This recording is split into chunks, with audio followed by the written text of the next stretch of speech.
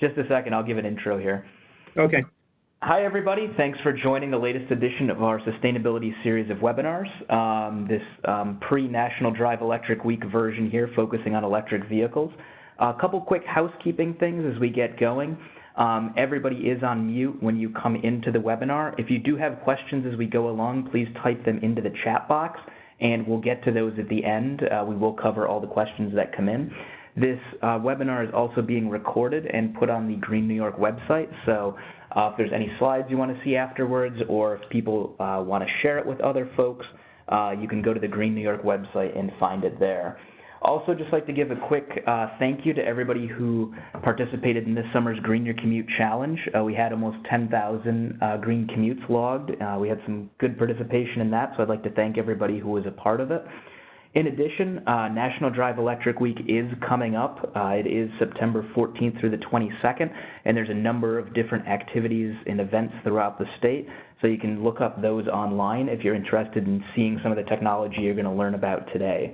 In addition, Climate Week is also coming up, and that's September 23rd through the 29th. There's going to be quite a bit of focus on climate change policy and other activities and events going on that week. So if you want to get more involved, you can look up more things on that. So without further ado, I want to introduce our speaker today. It's John Markowitz from the New York Power Authority's Evolve New York program, and we'll let him take it away. Thanks a lot, Brendan.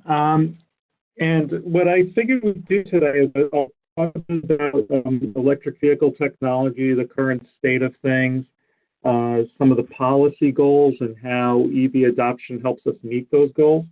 What I'll do is I'll go through the slides pretty quickly to try to maximize the amount of time we have at the end for questions, because I think that's really the most interesting thing.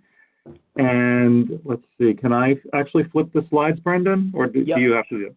Yeah, you should be able to. If you just go over to the left-hand side, all the way, there'll be a little bar that comes up. I see it now. Yep, thanks. Mm-hmm. So in terms of policy, I've been in the EV space for about 20 years now, from the early research and development days.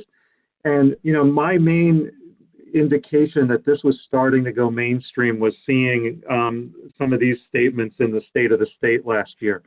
And I have it in yellow highlight there, this key language. There was a goal to have 10,000 charging stations in New York by 2021. But the yellow text there is what knocked me off my chair. It was this goal of being the first state in the nation to make owning gas-powered cars obsolete. It was something I always saw in the long-term vision, that like when I got older, nobody'd have gas cars anymore, but to see like that in an official state document, that really knocked me out. So in terms of my personal credentials, I not only work on EVs, but I sort of live it. I've been driving a plug-in hybrid for several years now. My wife recently bought a full EV. We've been taking that on long road trips and fast charging it. And we charge the two cars on solar at home. So just in terms of familiarizing everybody with the terminology and what different cars are, we're all familiar with the conventional gas car. It's been around for 100 years. But a lot of people consider conventional hybrids, it's like a Toyota Prius, an electric car. I really don't. Because if you look at the fuel source for a car like that, it's a gas car. It basically has a tiny battery in it. It uses that battery to capture lost energy from rolling downhill. It reduces your fuel use by like turning the engine off when you're at a traffic light.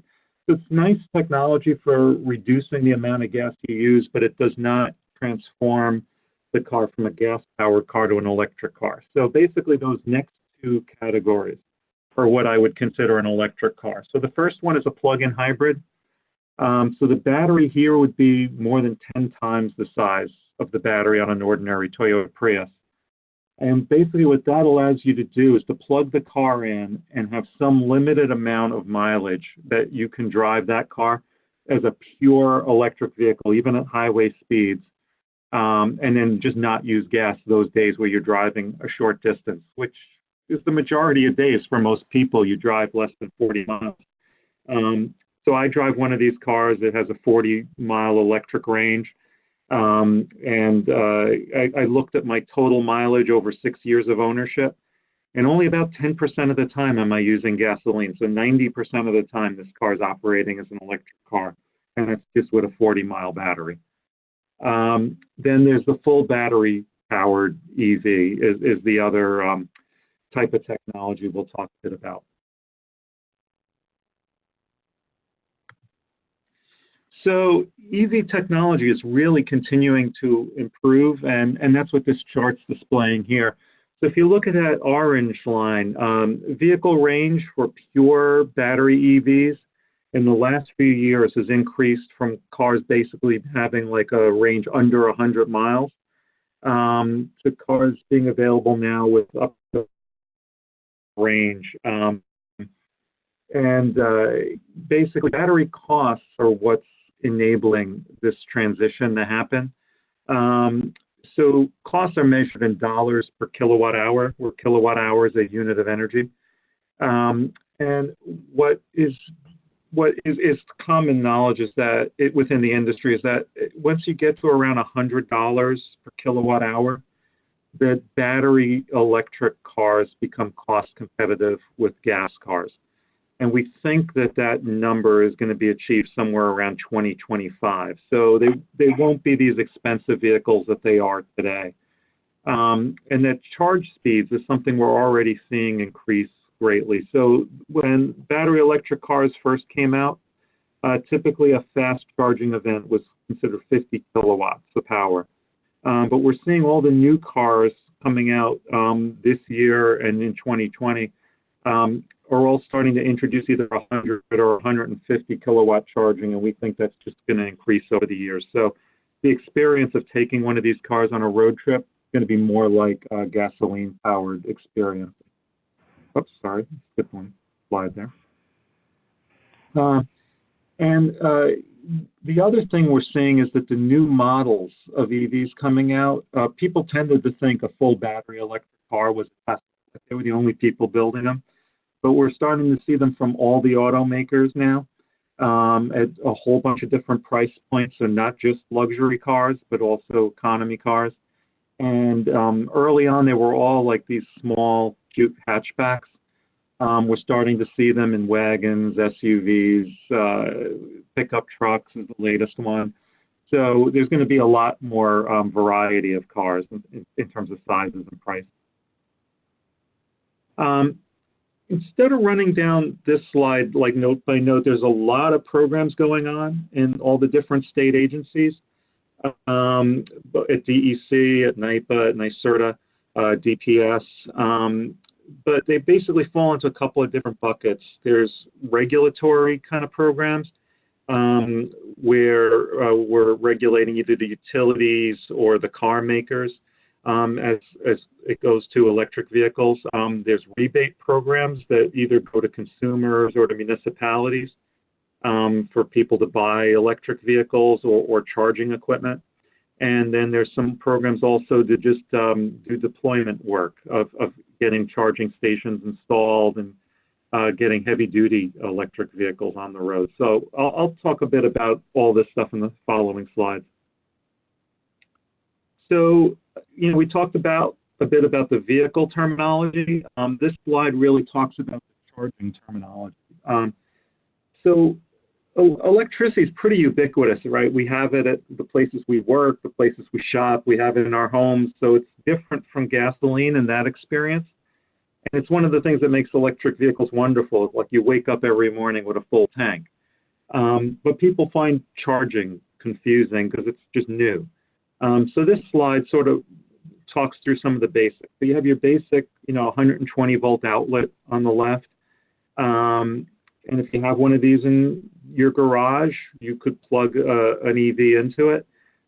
Takes really, really long to charge at this rate. But if it's one of those plug-in hybrids, it's completely realistic in terms of the battery size, and it'll charge while you're sleeping. Although it'll probably take, a full 8 hours or so to charge, if not more. The more realistic option is what's called a rapid home charger or a level 2 charger. So instead of the wall outlet, which is about 1 kilowatt in terms of the power rating, this is more like 6 kilowatts. The destination charging stations that you see, that third one over, similar kind of power rating, but this would be a unit that you'd see in the public, like at a train station or a municipal parking lot. And then that last option is what's called a DC fast charger. And this is something you use on a road trip, so it'd be 25 kW or higher. And you know, the goal with this kind of equipment is to get the driver in and out in like 15 minutes or so. So the newest, highest speed units will do that. Most of the current units on the road are more like a half an hour stop. But it's on a long road trip, if you have a car with over 200 miles of range and you have to stop for half an hour for lunch to retop it up, it's sort of realistic. So, but that fast charging experience is getting better and better as the technology improves.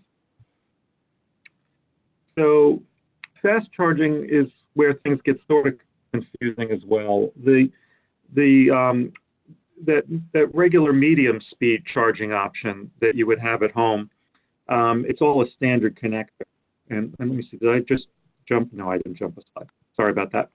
On fast charging, there are actual multiple connectors, which makes it a little confusing. So Nissan uses a Japanese standard called CHAdeMO, which, if you speak Japanese, I've heard is a pun. It means stopping for tea. So I guess you stop for tea and you fast charge your car. And this photo on the bottom there is a picture of the front of a Nissan Leaf when it's charging. So you could see to the right is the standard connector you'd use at home that you'd find in the general public, and it's just like any other car. But then to the left of it is this larger connector you use for fast charging the car. So Nissan's still using this connector, but it's not really the US standard. The US standard is this one called CCS, or Combined Charging Standard. And we're seeing this on all the newer American-made, German-made, or Korean-made vehicles. And the top half of that connector is the same connector you'd use, for charging at home. It's your medium-speed connector. But the two big fat pins on the bottom are for your fast charging when you're out on the highway. And there's a picture of a Chevy Bolt EV that uses that type of connector. And then Tesla, because they came first with fast charging, has their own unique charging cable that they use. Here's an example of a home charger installed in a garage. So it's a pretty basic install. Depending on where your electric panel is relative to your garage, the cost of this could be anything from as low as maybe $200-300 to well over $1,000 to put in your home, just depending on whether the circuit breaker panel happens to be close to where you park your car or not. The actual hardware that's shown there on the wall retails for around $450. Here's an example of a public level 2 charger. This would be the same speed in terms of how it dispenses as the home one shown, but you'd find this in like a municipal parking lot. This particular charger has a cell phone modem on it, and it uses that cell phone to connect itself to the internet and to also bill the end user. So as an end user, you would use a phone app to turn this device on. Then it would charge your car and then bill you for that service. And here's an example of a first generation DC fast charger. This is a 50 kilowatt machine installed on the Thruway in the Hudson Valley. There's 4 of these going north and south between New York City and Albany currently. And here's an example of a second generation DC fast charger. So at these kind of sites, you typically see 4 or more machines. So this is a better user experience because you don't have to wait if somebody's currently using the machine because there's 3 more of them. Also 3 times the charging speed, so 150 kilowatts. And basically on these machines, it'll go as fast as the car will let it. So if you have one of the older cars, it might only charge at 50 kilowatts, but it'll still work on an 150 kilowatt machine. But the goal here is to, be able to get somebody in and out while they're just having a quick sandwich or something, and then your car's full enough to continue on your road trip. So in terms of the policy objectives, transportation is a huge part of the state's greenhouse gas signature. It's more than the whole electric grid, the industrial sector in New York, and the commercial sector combined are the carbon emissions just from transportation. So electrifying transportation is really crucial. And a lot of times people talk about, well, what about the emissions of the power plant that's downstream of the electric car? And you do have to count that in when you're looking at an electric car. But the good news is that New York State, especially upstate New York, is the cleanest place in the country to drive an EV. Some of that's due to the hydropower that NYPA generates at Niagara Falls and on the St. Lawrence as well. But a lot of it's just due to New York retiring some of the older coal plants and some of the old oil burner plants. So it's a really incredibly clean place to drive an EV. In terms of EV sales progress to date, there's something called the ZEV mandate, Zero Emissions Vehicle Mandate, that requires the automakers to sell roughly 800,000 EVs in New York by 2025. So far, we've only hit around 50,000, so we're pretty far short of that target. And the chart on the left, the green bars are showing you plug-in hybrids, and the purple are showing full battery EVs. And you could see from when Tesla introduced their Model 3, that purple section really increased a lot. So on the early days, it was mostly plug-in hybrids, and now it's starting to trend more 50-50, which is common amongst other states like California. And in terms of EV charging, public charging stations, workplace charging stations, that's increased a good deal. The state met its goal of getting 3,000 charging stations installed by last year, and now we're working on this goal of getting 10,000 installed. Also trying to get a lot of charging stations installed at apartment buildings and at workplaces so we could serve people who don't have a garage at home where they could charge. But there's still a lot of investment that's needed in getting charging stations installed for the general public to use. And basically what this chart is showing, that 850,000 EV target that we have through that ZEV mandate would require well over 100,000 charging stations be installed. So that 10,000 charging station target we have is a bit short of what we're going to need. And these numbers are based on looking at the total number of apartment dwellers we have in the state. Someplace we're also very deficient in the state so far is DC fast charger installs. The people who own Teslas have their own fast charging network that only services those vehicles. So that current count of 500 DC fast chargers in the state is somewhat misleading, because when you look at the other brands, we're looking at less than 100 charging stations, fast charging stations around the state. That other East Coast states are a bit ahead of New York right now. And the total number of fast charging stations we have in New York are less than 10% of what California has. So there's a whole lot of work that needs to be done to make battery electric vehicles a comfortable choice for people driving around the state on long road trips. And the economics of installing this kind of equipment are very challenging. So because of that, NYPA introduced a program called Evolve New York. The goal here is to really build out that DC fast charging network all over the state, make those long road trips possible, close up the gap between the distance gap between fast charging stations to make these road trips more comfortable, and to install these at places that drivers would find convenient. So the vast majority of these are going to be located in private property in places like shopping malls, restaurants, places where you wouldn't mind spending 15 minutes or more to charge up your car when you're on a road trip. in places that would have the amenities you'd want, like food and bathrooms.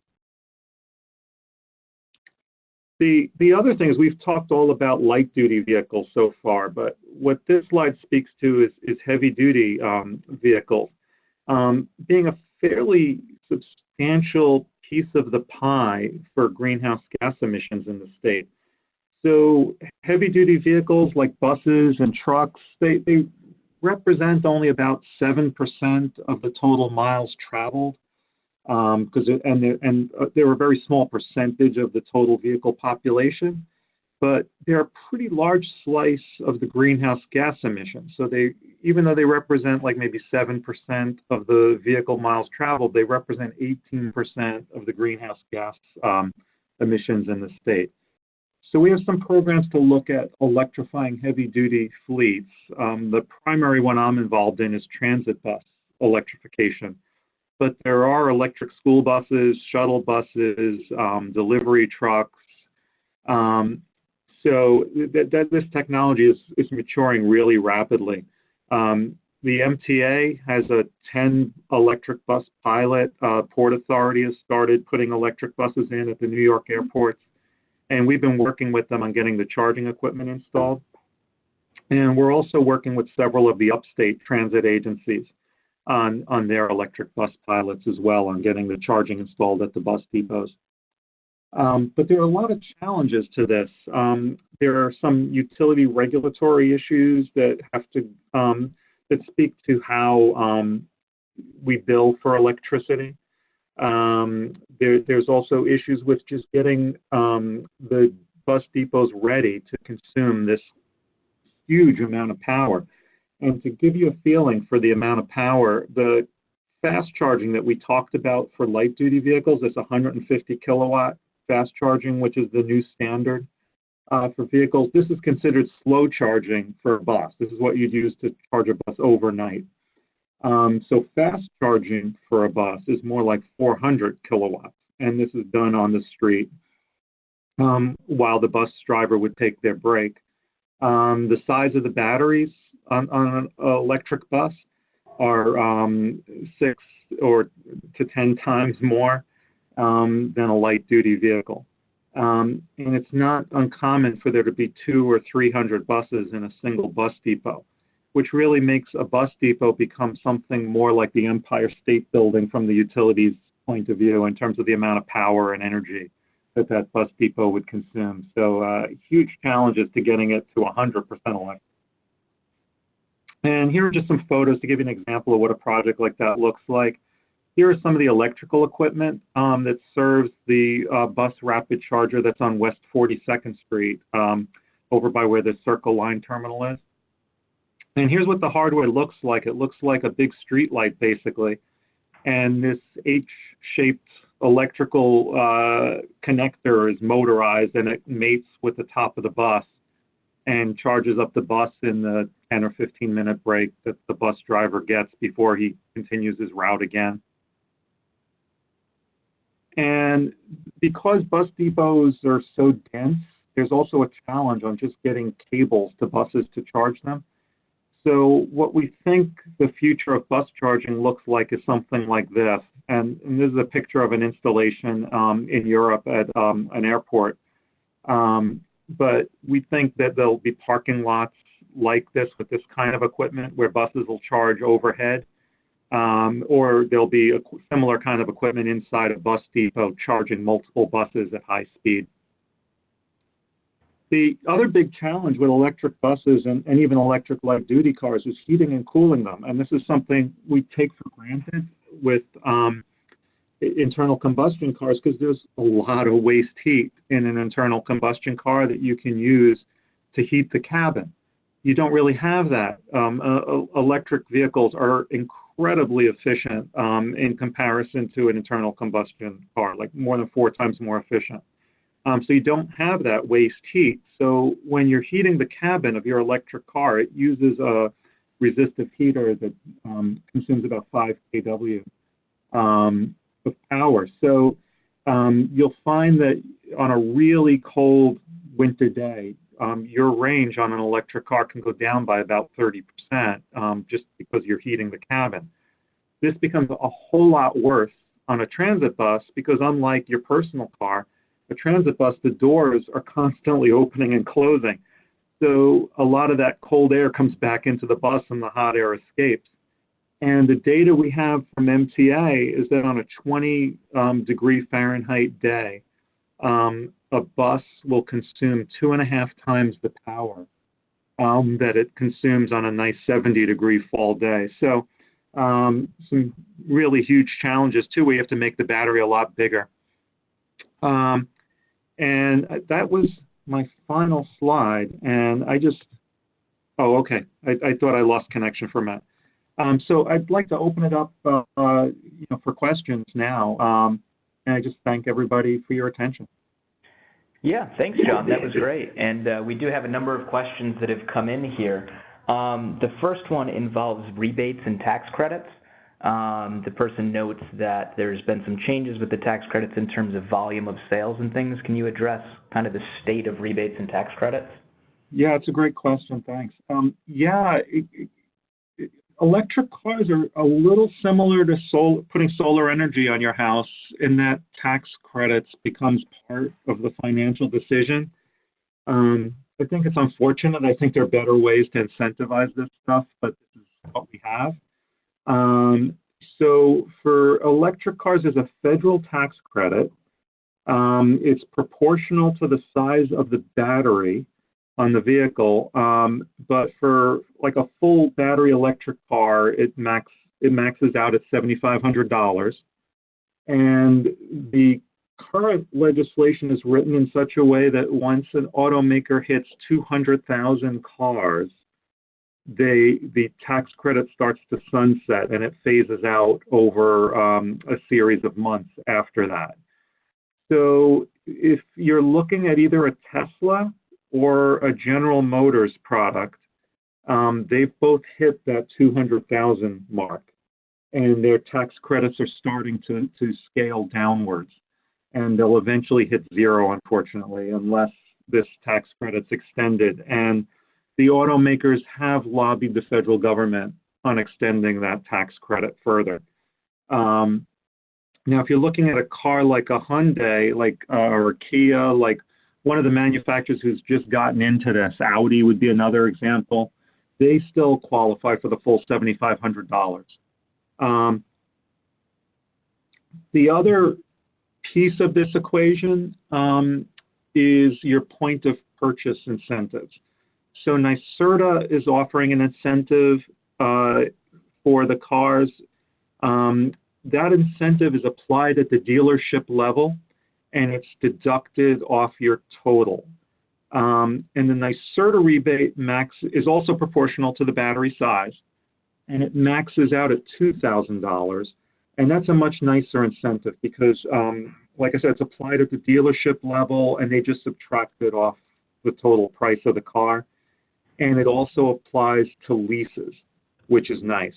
The other complicating part of this with the tax credit is tax exposure, right? So if you're somebody, with 4 kids and a large mortgage, and you also try to apply for the EV tax credit, there's a possibility you could hit alternative minimum tax and not get the full $7,500 tax credit. So that's why I think the tax credit's not the ideal way to incentivize it. So it's something else you should look at. And if you lease the vehicle, that whole tax credit thing sort of goes away, and either the dealership or the automaker tries to take that tax credit and sort of discount the lease cost based on that.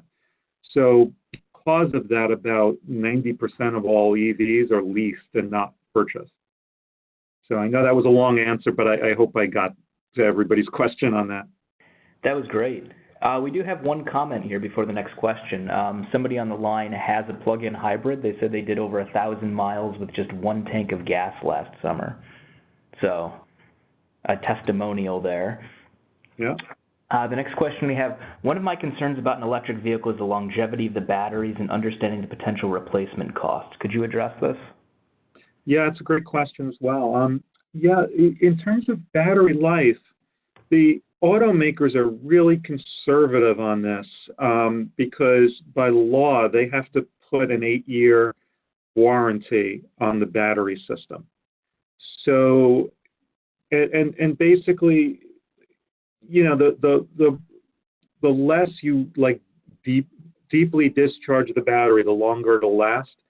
And you know, they've all designed it based on people's average commutes and trying to meet that 8-year warranty requirement. So the way the car maker warranties work is the batteries, typically they do what they call fade. So say you buy a car, it has 250 miles of range. As the car gets older, the battery will continue to work properly, but you'll see less and less range as the battery gets older. And people who like baby the car and only go on short trips and don't fast charge it much, their batteries will last longer than the person who's constantly going on road trips and deeply discharging the battery. But the way the warranties work is you can get up to 30% of battery fade before the warranty kicks in. So say like you had 35% less range in year 7 than when you bought the car. Basically, you would be able to invoke that battery warranty, and the car maker would have to swap out that battery based on the warranty. So, you know, I don't really see battery life as a major concern, and if you're leasing the car, it's a non-issue altogether. Mm-hmm. So the next question here, could you speak at all to vehicle safety of electric vehicles? Yeah, on the safety side, they do tend to handle it a bit better because most of these vehicles have a low center of gravity because the batteries are built into the floor. So they do drive nicely and feel pretty good. I guess in terms of like crash safety, you'd have to look at like the individual models and see how they rated. But in terms of like battery safety, they've built in a whole bunch of protections to prevent like a battery fire kind of condition. So most of these models have liquid cooled batteries, and they're also heated by that same coolant fluid. And you know, for especially upstate New York, I would really recommend looking at a battery that has the full liquid coolant system. But that's part of the safety system. They're also constantly monitoring voltages and temperatures across the battery pack. So the automakers have really, you know, worked hard on the whole vehicle safety side of it. Mm-hmm. So next question here. I've heard the overall environmental impacts of manufacturing an EV battery can sometimes be more detrimental than the gas emissions that come from a gas-powered car. Do you have any additional information on the manufacturing process? Yeah, I've seen those claims, and then I've seen studies countering all those claims.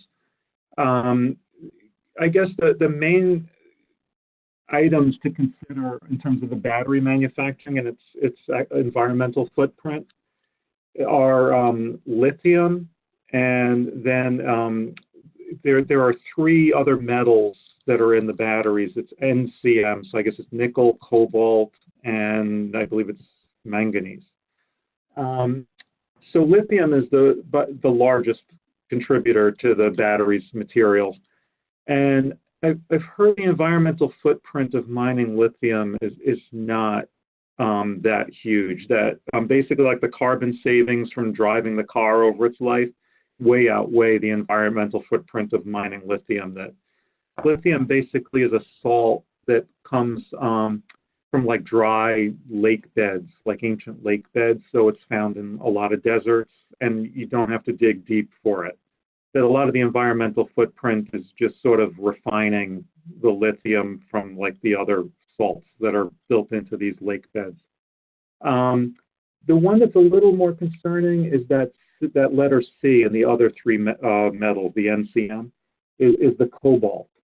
The cobalt's very toxic. It's mined under poor conditions, like in places where, you know, human rights aren't always honored. So all the automakers have these programs to minimize the amount of cobalt in their batteries. And if you look at like the batteries in the newer cars, it's a different form of NCM chemistry where the ratio of nickel to cobalt to manganese is very different, and they use like a fraction of the cobalt of an electric car from a few years ago. But, you know, all the studies I've seen is that over the life cycle of the car, the emission savings from actually driving the car far outweigh the environmental footprint of manufacturing the battery. Mm-hmm. And so the next question that we have here is, after the car has been used and the battery is degraded, what happens with the batteries? Yeah, there are programs to recycle the materials on the battery, and I've seen different numbers on how efficient those programs are. I've heard over 90% of the materials can be recovered. And there is a lot of talk in the utility industry about battery second life. And there have been pilots of this. So basically, when the car is at end of life, that battery would be salvaged. And, you know, maybe, you know, it only produces 80% or, you know, or so of its original capacity. But that's still useful for other purposes. So maybe, you know, the car driver considers it a used asset because it doesn't give them the full range that they got used to when they bought the car. But to use it like to back up an electric power plant or install it at, like, say, a large solar field so that you could charge it up during the day and discharge it at night. That can still be attractive. So people are looking at the economics and the logistics of what they call second life batteries. Mm-hmm. And the next question here deals with used EVs. Do you have any recommendations or things for people to look at, or warranty information if they're looking at a used EV? Yeah, there's a couple of things I would look at on a used EV. If you're looking at a plug-in hybrid, you don't have to be quite as careful, like in terms of battery range. So say it's like a 6-year-old used plug-in hybrid. You only have 2 years left on that manufacturer's warranty. But, you know, if you're going to operate it as a plug-in hybrid and that range fades a bit and the warranty's expired, you still have that gas engine to back you up. So you can afford the range fade a bit more than somebody who has a pure battery EV. So that's one thing to think about.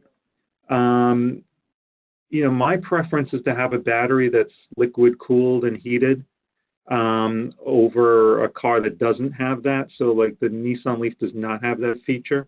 I think it makes it a little more challenging for that car in colder weather. And, you know, if you're going to go for a full battery EV, you want to make sure it has DC fast charging. On a lot of vehicles, they make that an option. Like a higher cost option, and I think that should just be standard equipment on a full battery EV. So you want to definitely make sure that the car has that feature. And, you know, if you buy a used full battery EV, you just have to think, you know, that at some point that manufacturer's warranty is going to expire, and you're not going to have that coverage on the battery, and the range can fade. But, you know, if you get the car at a low enough price, you know, maybe that's an acceptable compromise. Mm-hmm. The next question here, what's the most appealing aspect of a level 2 home charger? What's most important to consider when buying and installing one? Safety, compatibility, other concerns? Yeah, one thing that you didn't list on that, which is a thing to consider, is cable length.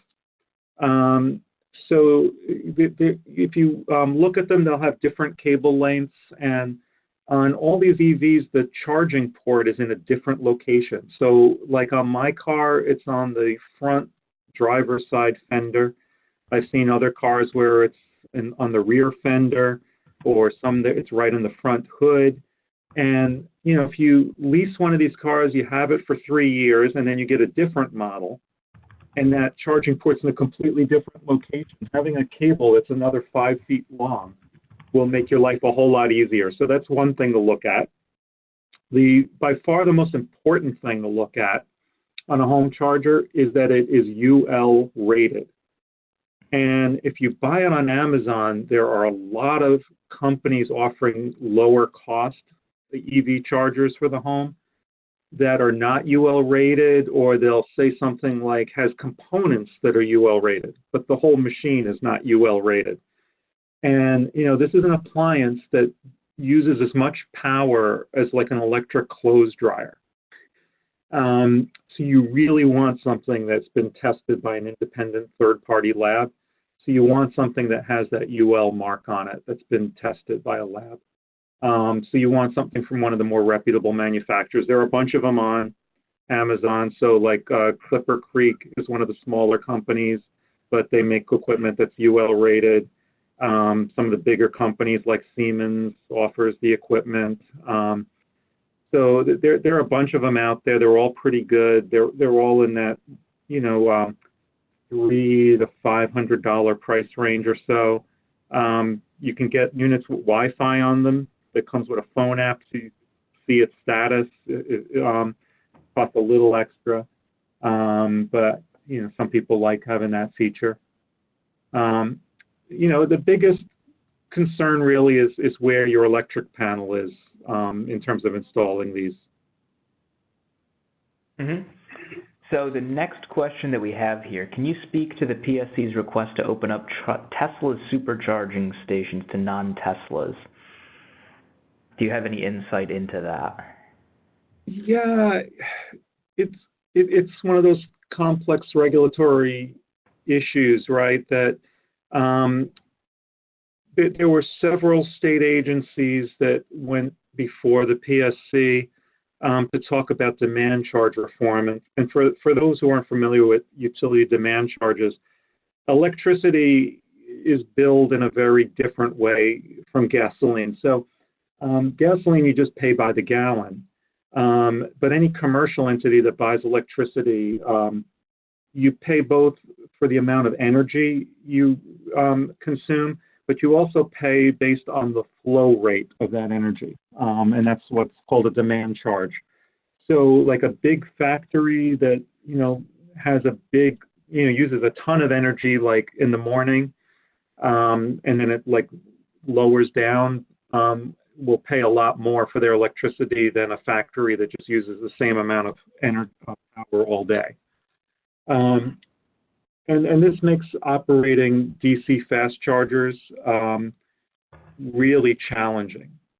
So folks like Tesla who operate DC fast chargers and other companies like EVgo that operate them, or state entities like NYPO or the Thruway that operate them, the economics of this become really challenging because you're using a lot of power for a short period of time, and then the unit's not used for several hours until the next car shows up. So it makes operating them very expensive. So we went for some reform on this issue, and basically the PSC ruled that Tesla, because their network is proprietary only to Tesla vehicles, should not get that regulatory reform on demand charges. So I mean that was the PSC ruling on it. There's a lot of history on why Tesla has a different connector from all the other car makers that probably should be considered. I'm not sure how much else. I think that addressed it, right? Good. Okay. Yep. Yeah. So we've got two last questions here. If anybody does have any further ones, feel free to type them in. What is the cost comparison to gasoline when you're paying a fee at a fast charging station? Yeah, that's a great question. And it tends to be more expensive than gasoline at most of the stations I've seen. So there's a whole other regulatory issue with DC fast charging in that in most states, you cannot charge by the kilowatt hour. That ends up making you a regulated utility. So all of these charging networks that allow you to fast charge instead have gone to a cost per minute kind of structure. When I've done the math on most of these, the cost per mile to fast charge is more expensive than the cost per mile to drive an equivalent gas car. And, I think cost per minute's not the best way to bill for this. It should be billed on a cost per kilowatt hour basis. One of the good things about New York is we changed that regulation a long time ago. So a fast charging network in New York can charge by the kilowatt hour. Tesla in New York is charging by the kilowatt hour for using these. And for their fast chargers, they are pretty close to the price of gasoline on a per mile basis when you look at what they're charging per kilowatt hour. The NIPA stations that we're just starting to build now, where our plans are to build by the kilowatt hour and to get it roughly equivalent to the price of gasoline on a per mile basis. The other part of that question, though, is the cost of charging at home does tend to be a good bit cheaper on a per mile basis than the cost of driving on gasoline. And that varies a lot by utility, that cost. But most of the utilities in New York have some kind of program to incentivize you to charge your car late at night when demand on the power plants are lower. And they'll give you some kind of a discount for behaving that way. And if you're in one of those programs, it could be as much as like a half the cost on a per mile basis if you're charging your electric car at home versus using gasoline. Mm-hmm. And the last question that we have here, and this one's probably a bit tricky and has some assumptions in it, but we'll give it a go. In light of the fact that electric vehicles cost more than gas-powered vehicles, how many miles per year does somebody have to drive to make leasing an EV cheaper than leasing a gas-powered vehicle? That is an awesome question. I've never done that math. And, it's going to depend a good bit on your electric utility and how many miles you drive per day. And I'm wondering, I'm trying to remember if I've seen a website that has one of those calculators where you could put in like a cost from one of your electric bills at home and like the cost of the lease and, your average daily commute, and it might do the math for you. I believe maybe Plug in America or one of the other, or Sierra Club, like one of the NGOs that's active in this area, they might have a calculator like that on a website that would run you through the math, and you could see if the numbers work or not. Yeah, that's great. And with that, I'd like to thank everybody for jumping on the webinar today. I'd especially like to give a big thank you to John for jumping on and giving a great presentation and being prepared for the questions. That was great. So if you are thinking about joining the ranks of those that are driving electric, know that National Drive Electric Week is taking place the 14th through the 22nd. I believe there's over 20 events taking place throughout New York State. So if you go on their website, you'll be able to find one near you where you can see a vehicle. I think some of them have ride and drives as well, and learn more from owners themselves. So thanks again, John, and thanks everybody for jumping on today. Thanks.